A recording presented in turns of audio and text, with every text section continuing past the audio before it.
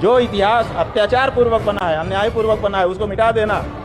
शांति स्थापित करना है। जब तक ये स्मारक बने रहेंगे, दोनों समुदायों के बीच में एकता नहीं हो सकेगी। ज्योतिर्मठ के शंकराचार्य अभिमुक्तेश्वरानंद जी ने काशी के ज्ञानवापी ढांचे का मामला बड़े ही आक्रामक अंदाज में उठा दिया है। उनका साफ कहना है कि यह भगवान विश्वेश्वर महादेव के मंदिर को तोड़कर बनाया गया ढांचा है, इसलिए इस विवाद का और तनाव का हल तभी हो सकता है जब इस ढांचे को हटाकर वहां फिर से विश्वेश्वर महादेव भगवान के मंदिर को पुनर्स्थापित कर दिया जाए। जो हमारे बीच में खाई है, उस खाई को पाटना पड़ेगा। और इस तरह के जो स्मारक हैं, जो मंदिर को तोड़ करके मस्जिद के रूप में परिवर्तित किए गए हैं, जब तक इनको मिटा करके पुनः उनका पुराना जो वास्तविक रूप है वो नहीं दे दिया जाएगा, तब तक हम दोनों के बीच की खाई नहीं पटेगी। देखिए, ये बात तो सच है कि औरंगजेब के समय में काशी के भगवान विश्वेश्वर महादेव के मंदिर को तोड़कर वहां पर ये ज्ञानवापी का ढांचा खड़ा कर दिया गया था। इसके लिए किसी विशेष प्रमाण की भी आवश्यकता नहीं है, क्योंकि यहाँ पर प्रत्यक्ष है प्रमाण कि पश्चिमी दीवार जो है ढांचे की, वो एक्चुअली मंदिर की दीवार है। और मैंने स्वयं भी इसको कई बार देखा हुआ है, जाकर छूकर देखा हुआ है। जब मैं बनारस हिंदू यूनिवर्सिटी काशी हिंदू विश्वविद्यालय में पढ़ता था 1994 से 1997 के दौरान, जब इतनी कड़ी सुरक्षा व्यवस्था नहीं हुआ करती थी, तो सुरक्षा कर्मियों से अनुरोध करके मैं कई बार स्वयं उस ढांचे की तरफ गया हुआ हूं और मैंने उसकी पश्चिमी दीवारों को बिल्कुल करीब से देखा हुआ है, छूकर देखा हुआ है। और कई बार उस ढांचे की दीवार को मैंने प्रणाम भी किया हुआ है, क्योंकि वो साफ तौर पर जो है वो एक मंदिर की दीवार है और कोई भी व्यक्ति जो है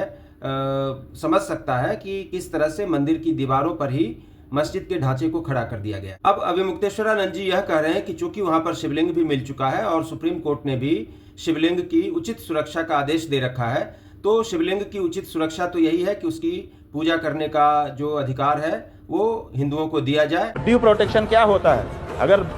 पशु है तो घास खिलाना ड्यू प्रोटेक्शन है, अगर बच्चा है तो दूध पिलाना ड्यू प्रोटेक्शन है। उसी तरह से हमने शास्त्र में से निकाल करके दिखाया कि हमारे शास्त्र में ड्यू प्रोटेक्शन किसी मूर्ति का पूजा मान बताया गया है। तो जब सुप्रीम कोर्ट कह रहा है कि ड्यू प्रोटेक्शन करो, तो केवल ताला लगा देना ड्यू प्रोटेक्शन नहीं है, उसकी रोज पूजा होना ड्यू प्रोटेक्शन है। तो हम सुप्रीम कोर्ट के आधार पर, और वैसे भी हमारे भगवान प्रकट हो गए तो हम उनकी पूजा करेंगे। शंकराचार्य जी की अपनी दलील है और इस दलील में कितना दम है इसको कानून के जानकार ही बता पाएंगे, लेकिन शंकराचार्य जी इस बात के लिए योगी आदित्यनाथ पर हमलावर हैं, क्योंकि उनको लगता है कि वे वहां पर पूजा कर सकते थे सुप्रीम कोर्ट के आदेश के बाद, लेकिन योगी आदित्यनाथ की सरकार ने उनको ऐसा करने से रोक दिया। यही आदित्यनाथ है जिसके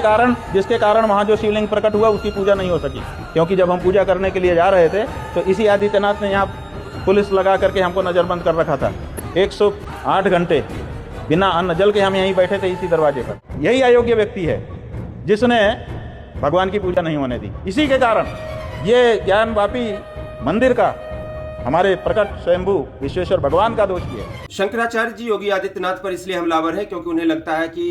केंद्र में और उत्तर प्रदेश दोनों जगहों पर भाजपा की सरकार होने के बावजूद उन्हें पूजा करने से रोका गया और साथ ही इस विवाद के हल की दिशा में भी कोई प्रगति नहीं हो रही है। आपको याद होगा कि जब ये मामला उठा था, जब शिवलिंग वहां पर मिला था, तब देश के तमाम टीवी चैनलों पर इस पर लंबी लंबी बहसें चल रही थी और उन्हीं बहसों में से एक बहस के दौरान जो उस वक्त भाजपा की प्रवक्ता थी नुपुर शर्मा, उन्होंने मुस्लिम पक्ष के आपत्तिजनक बयान के जवाब में एक आक्रामक टिप्पणी कर दी थी, जिसके बाद विवाद और बढ़ गया था और मुस्लिम देशों से भी, जिसमें कतर वगैरह शामिल थे, उनसे कुछ आपत्तियां आई थी, जिसके बाद भारत सरकार ने उनको फ्रिंज एलिमेंट करार दे दिया था और भाजपा ने भी उन्हें प्रवक्ता पद से हटा दिया था और पार्टी से भी निलंबित कर दिया था। इसके अलावा आरएसएस के प्रमुख मोहन भागवत जी भी कह चुके हैं कि हर मस्जिद के नीचे शिवलिंग क्या ढूंढना। ऐसे में सवाल यह उठता है कि क्या भाजपा और आरएसएस को असहज करने के लिए शंकराचार्य जी ज्ञानवापी ढांचे का मुद्दा उठा रहे हैं। हालांकि